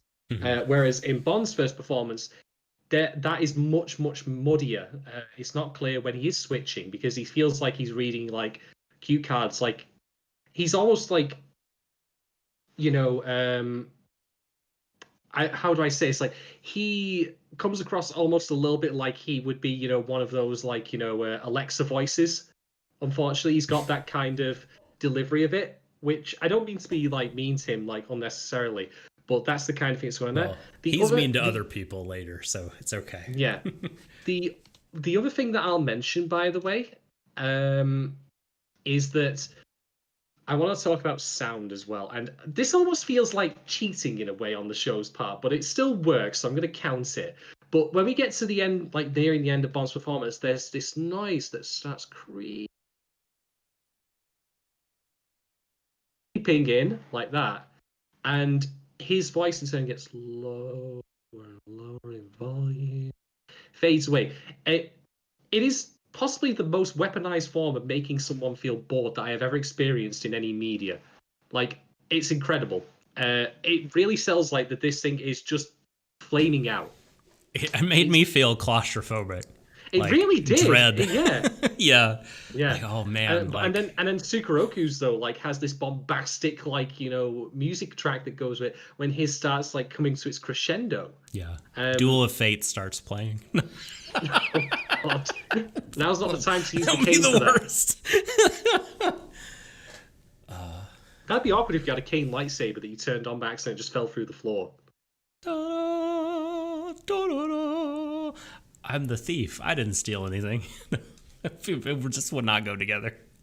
Man, that was a good story, by the way. I actually legitimately enjoyed that one where the thief is so annoyed about the fact that he's being outconned by the person who actually lives there that he has to go, hey, hold a fucking phone here. This man's a liar. And oh shit, bye. Yes. That's legitimately funny. It was good. That's a good structured story that I appreciate. But then to take it further with the visuals. Okay, so I've talked about camera cutting here. Like, there's obviously the very quick, snappy cuts for like Sukeroku's performance. Bond's is like, a mostly static shot, like almost like you're filming like, I don't know, like it's filmed like CCTV. A hostage video. Yeah, hostage video. Yeah. Help! I'm trapped in a Rakugo performance. I can't get out. Yeah, that was the audience's hostage video, unfortunately. Oh dear. Yes. At least they were nice enough to clap for him in the end. But the other thing I want to mention as well is when the show actually then starts doing what only could be done in an anime, which is bring in some actual animation that wouldn't be possible in live action. And this is specifically Bond's first performance, when in the show, that is, when we see him doing the scene, the discussion of like the eggnog and the camp and all that, and also the bear, the one in which Yukiro like falls asleep in. Mm-hmm. When he starts making sound effects for things, we actually see them like visually depicted, like the bullet ricocheted off the rock, and then cut to a picture of a rock. Yeah. The thing is, though, what I really like about this visually is it's completely in darkness. All these images that he like is evoking through his words and performance, and then they come out into the light, and it almost feels like a really amazing metaphor for this was always there, and I, as the artist, as the performer, I'm bringing them out for you to see. It's stunning, and it really like this is how you can tell he's gone to the next level, and how also there's already like marked differences between the characters in their skills. Like Sukeroku, you think is good, but he didn't do that. In fact, if I recall correctly, he did kind of sort of do that. Like, or was that I'm trying to remember, was it Sukeroku or was it Yotaro who did that, where they did the fishing thing? I can't remember some of the there's specific stories. There's instances where he throws like the fan, and then we see like this hook fall into the water. That might have been Who was that? Gosh, I don't know. I'm not sure. I think Yotaro was the one who told the story about the thief. Is that right? Because he used to be himself, a thief and involved with I guess a yakuza, an Aniki boss man. But I don't remember who told the fishing story. If anyone in chat knows, please drop it in, because I can't recall. But I remember that part. Regardless of who, though, the point is clear. Like, the show is already established within its own cinematography that there are levels of performance like that. Okay, we have Bonds, which is plain and flat. It is the cherry coke that has been left open for a couple of days and has no fizz left. So bad. I know that's cruel of me to say, but it's true. And then we have Sukeroku's, where yes, we have more cuts, we have bombastic music, but we don't have evocative images. But then we have Master Bond, like Yakuno's performance, and his does have that. So you can see this hierarchy, you can see this grading scale of skill. And like, I say this sometimes about some of the shows that we cover. I think I may very well have said this about Izoken, actually. This is a show that you could teach a class with, in my opinion. Mm-hmm. You could absolutely say to them, right, I want you to dissect these Rakugo scenes, but don't do a podcast about it because people have already done it. and tell me like what it's trying to communicate for you through the language of film. I was phenomenally impressed with this, and I think that it is very smart of the creators to do this because, like, it could be seen as an extravagance. Because surely Rakugo should live on die on its own, like, without these accentuations of like camera work. Because you obviously don't get that if you're going to be sitting there in a real theater, are you? You're Exactly. Exactly. Yeah. This is the Like, point. I actually was going to bring this up too. That like sometimes I don't know if it's superior to be an audience member or to watch like a television video production of a live performance, because sometimes the cinematography can and shot selection can really make a performance come alive in a way that you might not get to see from Rosed. but at the same time, there's certainly a power to live performances. Oh, absolutely true. Yeah. Yeah, and maybe I think the best thing to say about that would be that they're complementary to each other. Mm-hmm. That's the best thing, guys. But yeah, I cannot state enough how like the show's reputation has been known to me. I was not aware about how well these scenes were done. Like I knew they were good, but I didn't think they were this good. This is something that this is a gold standard in my opinion. Like along with Izoken, which I don't bring up lightly. Like this like uses animation to make like points about like how performances go and such like that, and you can teach people with it. Like when you get to the point where it's both delirious and entertaining, but also like very educational in my opinion, like where you feel enriched by it, like that to me is something special. Yeah, 100%. I'm with you. Well, if we're on the Rakugo performances, I was going to save this point for last, but you know what? I'll bring it out now because drop it. Like most of the points I sort of have though, and what this viewing got me thinking about was sort of tangential to the show itself and sort of things that it made me think about in modern life in our present year of 2020. So let me just a thing that I think maybe is like underappreciated or just sort of not thought about or maybe taken for granted, right, of these live performances is their physicality. We'll think of Rakugo and we think of the words, we think of the stories, we think of the images conjured up in our mind's eye. But all this is happening because a real person is physically on that stage, sweating it out, moving. We get all these cool shots that I did not even process the first time, like the footwork. Yes, because he's sneaking like through, like he's trying to show it off, like he's sneaking through the house. Mm-hmm. It's amazing stuff. Yeah, and even the really good performers like that have well received Rakugo, by the end of their session, they're so sweaty because they're putting their body into it. They're really with their whole being, like mental, emotional, and physical. Like they're there in that moment, and they're pushing that story to you, communicating it with their whole body. And honestly, what this really sort of made me think about actually was I feel like that you could, through thinking about Rakugo as an art form incarnate, like physically instantiated, actually learn to better appreciate wrestling, professional wrestling, or as Japan says, puroresu, right? Because, I mean, it's, why am I talking about wrestling? Like, it's gaudy, carny, sleazy shit, right? Compared to, like, high art that is Rakugo, like, culture. I'm not really one to differentiate between high and low art so much. Like, I think I used to years ago, but like, I don't know, maybe analogous example, something like graffiti. Do you see a lot of shitty graffiti? Of course you do. In the same way that you see a lot of garbage wrestling or garbage aspects poorly Say performed. about all I'll say about graffiti is, kids, if you're listening at home, that's not what a dick looks like. But like you also see some incredible graffiti or incredible, I don't know, pop music album or incredible, really gripping professional wrestling performances. And I do think it is a performance art.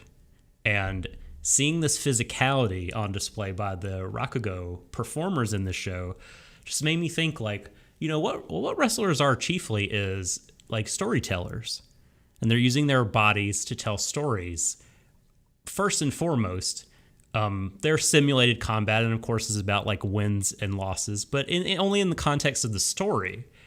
It's getting you emotionally invested in characters, and more than that, like the TV audience's investment, it's getting that live crowd, getting that audience to live and die by what's happening, getting them to gasp, getting them to scream and cry and laugh. Like all that is sort of wrapped up in pro wrestling, and it's what it's going for. And I was talking earlier about like the importance of the live audience. Imagine one of these Rakugo performances to an empty building. Ugh. That would be bizarre and echoey and weird and just lacking in the sort of soul that you get from these performances. And That's how live performance works. You have to have some capacity for reacting to an audience. But if they're all, dare I say, sat at home watching on twitch.tv, how do you know? yes. How do you know? Blue linen emotes in chat. Like, is that how you know? Well, like, especially, yeah, like Rakugo is like you're playing off of the energy you get from the crowd, or like live music, like the crowd is energizing you as opposed to playing. And that shit is real, man. As opposed to like playing to an empty room. Like maybe you could replicate the same kind of performance, but I don't know. It might be like more difficult or just a different way of doing it. And this is what is happening right now in Puroresu and American wrestling. American wrestling is still stuck doing stuff to empty arenas, which is like just awful. Like the magic of the live crowd that they add to the spectacle, them being gone, like it just really reinforces to me that wrestling is not a TV show. It's a performance art that is captured through the camera and you get to watch it on television. It's like sports, right? I mean, like basketball, football, like we all experience them as TV shows, but like they are sport. They're these physical things, but I guess the comparison is not exactly quite right, because you could have just as competitive a basketball game with no people probably as you could, but I don't know. The live crowd adds a lot. I guess what I'm trying to say is like, and right now the situation in Japan is such that like they can have some fans, but only a certain amount. Like I think that they can fill venues to 1/3 capacity up to 5,000 people, but no more than 5,000. And everyone, of course, is masked and no one can scream. All they can do is clap.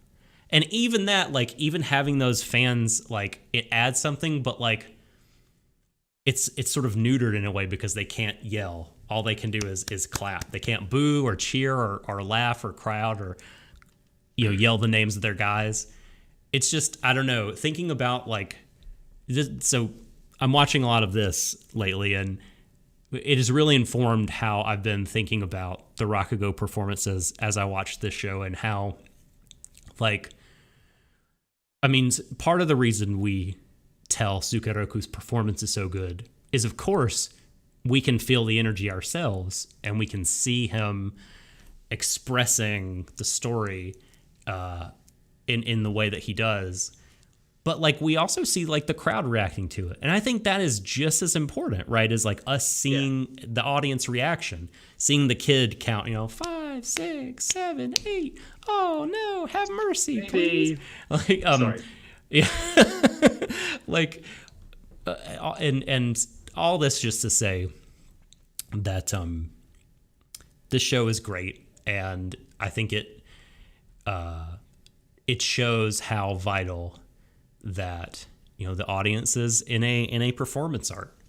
And it's so like everything about those Rakugo performances, like there's so much you can mine there. I'm just so happy, again, like I said before, that we get them from beginning to end. Like we get a real Rakugo performance just animated. Oh yeah, hell yeah.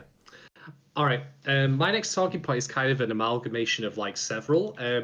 Well, basically, what I think this show is trying to also say is it's not, strictly speaking, I would argue, about like Rakugo is incredible and everyone should be into it. Like, it's not trying to like push the art on people, shall we say. It could very easily be a propaganda piece for that kind of thing. And I don't mean propaganda as in like, being made by the Third Reich. I'm talking like, regular like advertising kind of, propaganda is a broad term, basically. Yeah. But what I absolutely think it is trying to be a message for is about the continuity of experiences and memories, because I think there's a parallel here to be made between the idea of passing down stories from Rakugo from generation to generation to passing down like memories and good and experiences that we have with people we're fond of to another generation in turn. That is the entire framework of the show. That is why Bon is doing that. Partly to give Konatsu closure with her father, or at least what he hopes will be closure. Maybe she will turn it down, but also to give Yosuro a greater understanding of like the trials involved with becoming a Rakugo expert. But these two things are interlinked. Here is the story I'm going to pass down from like this like seventh and eighth generation is so key as a term. Here is the story I'm going to pass down, but here is also my story that I'm going to pass down as well. So I think the show makes a very strong argument so far for the continuity of experiences being passed down here. And I think that's really, really interesting, really neat. Like, it doesn't argue necessarily for Rakugo as an art form, but it does argue like that people should not be left like Konatsu, or indeed Bon as a younger child, are where they don't have like the proper parental relationship, where they are given like the necessary care and attention to grow and mature on their own. Now, granted, the circumstances are different, whereas Yakumo, like Bon, he was literally like carted off by his parents, whereas Konatsu, her loss was more that it just happened. Like, we don't have the specifics yet. We're going to find out, but it was more the case of like not that her father didn't love her, but that he was taken from her. End result is still the same though. So I find this parallel really, really interesting, and I think that's why they've chosen because you could argue like when making this show, when writing that manga, why Rakugo? It's the same like we make you said about sports anime. It's the same question with that. Why this particular sport? Because you have either two ways of doing it. It either becomes a dedicated, like technically, like rich insight into the sport itself, or is like using it as a framework to hang characters and drama and experiences and story arcs on. Storytama, which I've been watching recently, fits both of those criteria because it's very proficient at talking about fishing terminology and how to fish, but it is also very much the story of those four boys in it. And in this case, Rakugo, like, I think what I also appreciate about is accessibility, because Doku. Doku. Oh, I love that show so much. It's a weird show about aliens that rules. And fishing and anxiety. It's coming off Crunchyroll today, completely out of the blue. Fuck. God, I'm so happy that I have that Blu-ray. So happy. I need to get that Blu-ray. I also need to punch whoever this. I also need to punch someone, because that makes me mad that they decide, oh, you know what, we're going to give you 20. Well, I mean, that's two instances of my life this week where I've been given 24 hours notice that something I like is going to get fucking ruined. Thanks a bunch, world. Jesus Christ. Anyway, digressions aside, I apologize. But yeah, like, I think like in this case, like, I find the show accessible, like, because obviously it details some elements of Rakugo, and I think it has like at least an expectation in the audience that you can intuit certain things, like the fact that Konatsu doesn't become a Rakugo master herself because of the gender role in that. but at the same time, like, it uses Rakugo to tell more in itself, more as a framework to tell the story of these characters and their lives, which I think is actually very true to the spirit of Rakugo as presented here, because it is about passing down experiences. It's not necessarily about the art itself so much, even though there are very strict ways of doing it, but more it's about, here's this story that's been told orally for generations, keep it going. Yeah. Yeah. And here's my story, my life, and I'm passing it on to you, people I care about. That's why Bon made very specific point to Yosaro, which is, you cannot die before me. Kind of Right. have a little bit of jesting in that, I think. Like, this is again also shows like how different his older persona is to his younger one, because it seems like he's making a little riff, not maliciously, like, but maybe even a reference to what happened to Sukeroku. Yeah. But in turn, there is a genuine truth there, which is that, like, if someone is to take over my position as a master of Rakugo, obviously they have to be ready for it. It can't just happen because I pass away. You need to be up to the task for it. But in turn, like, it's clear from what's happened to Kanatsu that even though it's not about her, like, becoming a Rakugo master, that her father passing away before, like, before his time, is in of itself a tragedy. So I like how that they intertwine this parallel of passing on like Rakugo as an art form and also the stories, with also passing on the memories and experiences and having a continuity like of long-lived like relationships as long as they can go, which aren't ended prematurely. I think that's really fucking neat. It is. It is so cool. Like, I mean, Rakugo is like just this like embodied sort of rule-based kind of rigorous method of doing this thing that human beings, I think, are wired to love. Like, it's one of the reasons it's so special. Like, it reflects this tendency. Like, we all love, I think, stories, and like hearing them passed down to us, and whether or not we think about like how that kind of connects us to like the previous generations of people that have come up with them themselves and heard them and passed them down and everything. Like, I don't know.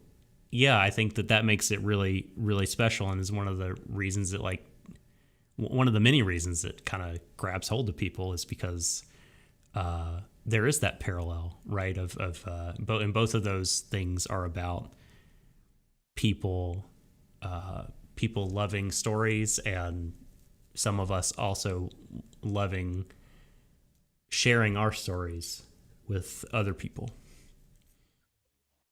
It's fucking lit. Right. At the moment, I don't. I mean, we've actually not discussed yet, I suppose, the gender role element of that. But I think that a part of that might be worth holding off until later episodes. So I'm currently the next set. I think the next set is gonna like bring a power punch of those things to talk about. Yeah. So I'm currently pretty much done on all my talking points for the moment. Do you have anything else you want to add, Doc?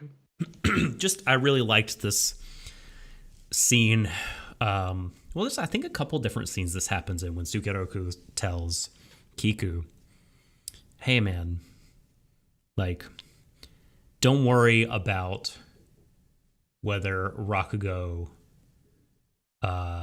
will die in our lifetime. I know that now people are focused on war.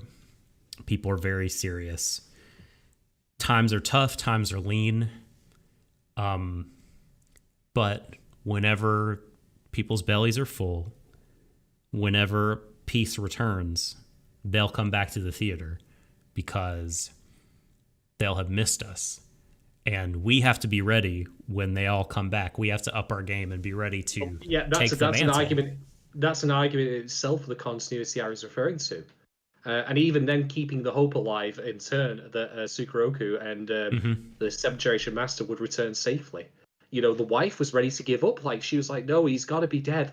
But, like, no, we keep going. We keep going in the belief that we can keep, these people alive in our hearts. We don't abandon them until, we don't believe that they've gone until we know absolutely that they have gone, that kind of thing. And even then, we still have our memories of them. Totally. And on a on a sort of less eloquent note than what you were just saying. I think this is why I don't get mad at people too much during our current pandemic who really fucking miss sport, or really miss live music, or really miss I don't know, other kinds of live performance. Now, I don't condone anyone being an asshat and flagrantly putting other people in danger, or don't get me harassing people, or not following the public health rules or anything like that. I went for beer today at a local petrol station, and I'm sorry to have to digress this, but it made me so fucking mad. I have to get it off my system. Where you had people coming in, filling up their cars, and there is a card reader at the pump for you to pay at the pump. So why the fuck, you limp dick bellend, are you coming into the fucking petrol station with no mask on? Take the card, put the card to the fucking reader. It is that simple. Just do that. Pricks. Absolute my God. idiots, honestly. Anyway, rant aside, over with. Okay. But actually, I appreciate. I want to add to your point, though. What you're speaking of, Doc, is a common sense of being personal, having people in a proximity to you, that kind of thing, and that's why that has that unreplicatable magic to it. That you might not know the person 2 rows over from you, but if they're enjoying the experience as much as you are, you can still sense that from. There's that kind of kinship. It's almost like a sacred ritual, right? I mean, not certainly by name, but I think we're beginning to see it's how a lot of people feel about going to baseball games, going to concerts, going to fairs, going to wrestling.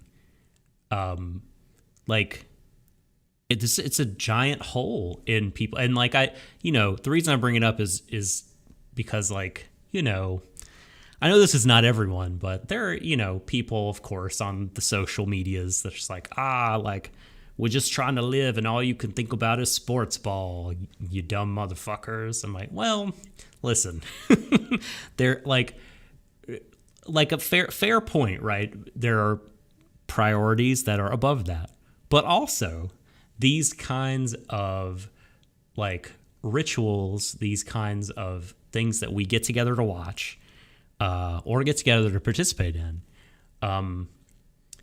it's they are not living, but they are what makes living fun a lot of the time. Yes, 100%. I agree.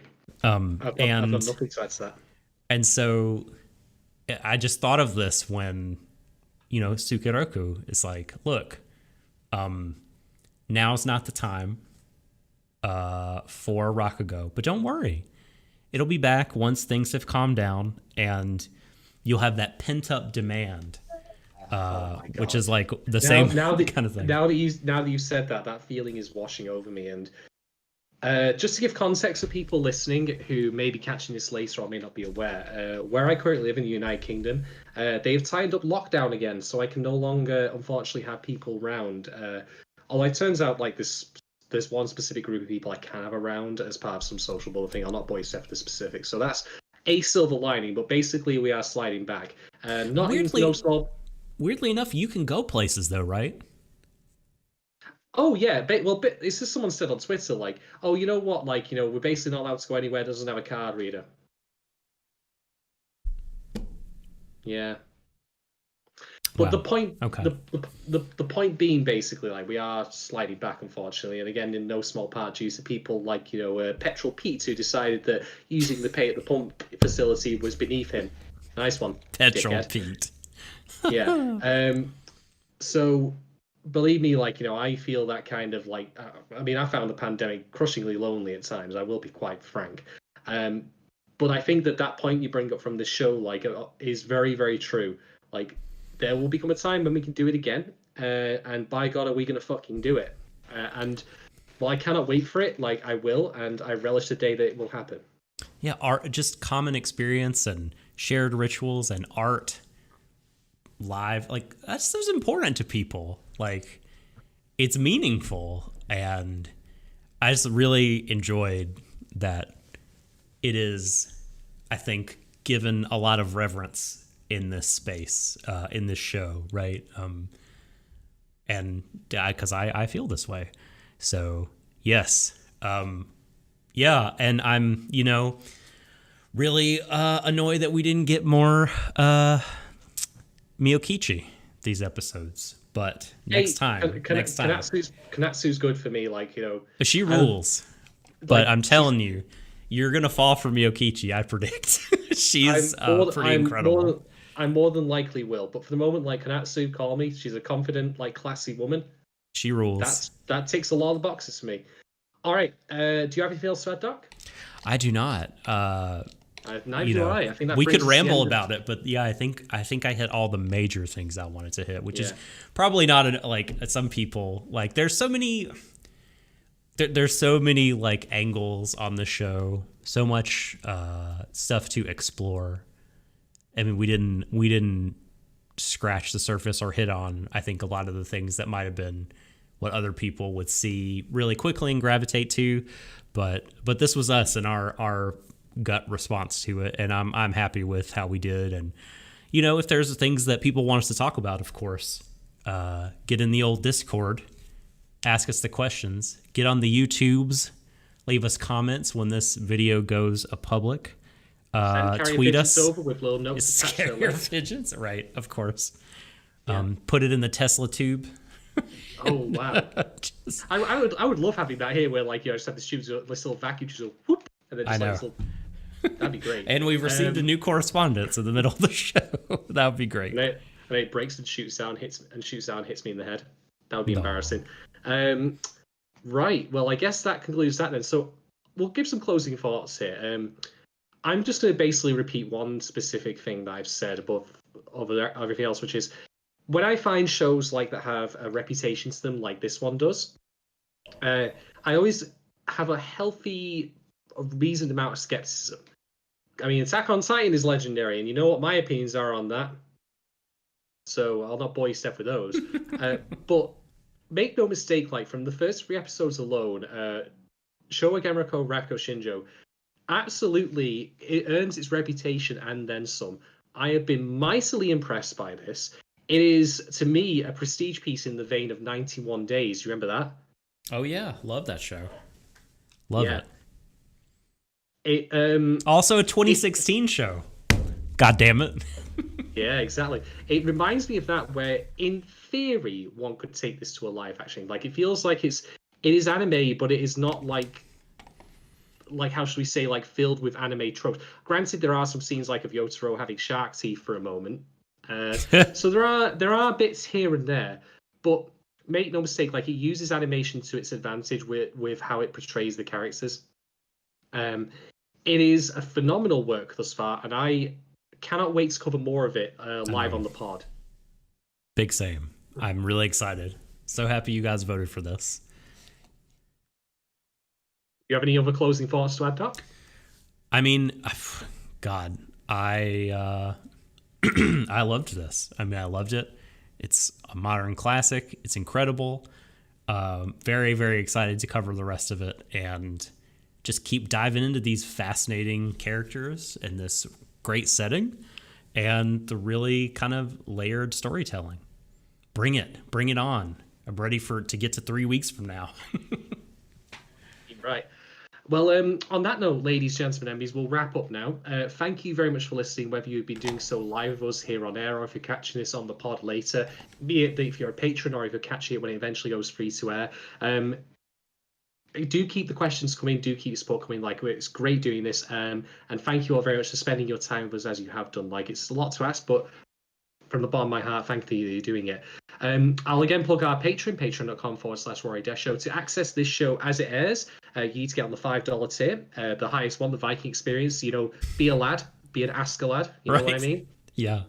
Get yourself on that, and you get all of the privileges and benefits of getting on our podcast Patreon. You get Discord access, you get group watch access, you get questions access, you get everything, the whole package, But yeah, patreon.com/Warui Deshou. So that'll explain everything. And otherwise, if you're still wanting to support us but not fiscally, that's fine. Just drop us a like, smash all the various social media buttons, ring that bell, smash that, all that good stuff.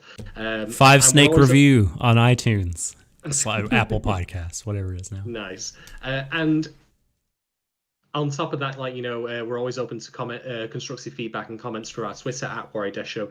You can find me at Shadon1010. You can find the Subtle Doxer at the Subtle Doxer because he got onto his Twitter handle early, unlike me, bastard. And finally, I'll leave off by saying that we are still in shitty times. Let's be fair here. Things have gone a little shittier this week in my neck of the woods. There's no denying that. But I think Doc's point about how, in this show we see like this thing has been taken away from us, but it will be back and there will be demand for it. That's the lesson. That's the feeling I want to end this on, I think, that because it's so relevant for our current times that, hey, you know what? We will go back to a sense of normality eventually. We will see each other again. We just need to do our bit in, making that happen. Which means, unless you have a reasonable excuse, wear a mask. There are no excuses. Stay, if possible, apart from each other, sanitize, all that good shit. Just take care of yourselves and take care of yourselves and your fellow man. That's all I'm going to ask. Other than that, from me and Doc here at Warui Deshou, this has been the inaugural episode of Deshou the Third. Stealing your money to make good points with, if you want to call it that, because it's a Lupin reference, of course. Have a fantastic evening and a fantastic weekend wherever you may be in the world. Stay safe, stay healthy, look after yourself and your loved ones, and last but not least, if I remember it, embrace each other, everyone. To the ends of the universe. Good night. Bring back the brothers.